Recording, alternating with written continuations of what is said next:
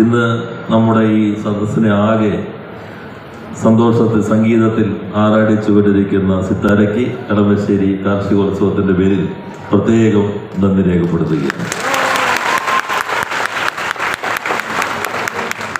ടീമിനും പ്രത്യേകം നന്ദി.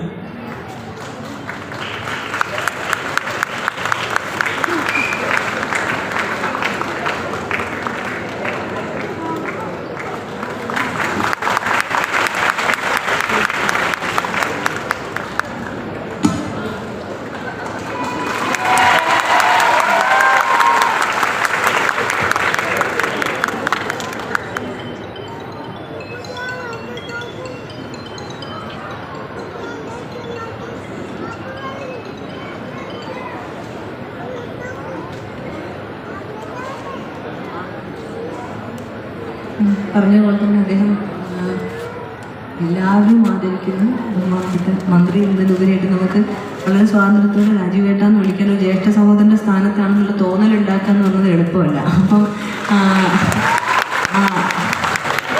അദ്ദേഹത്തിൻ്റെ സ്ഥാനമൊക്കെ മറന്നിട്ട് ആ ഒരു അടുപ്പത്തോടു കൂടിയിട്ടാണ് ഞാൻ ഇതിനെ പറയുന്നത്.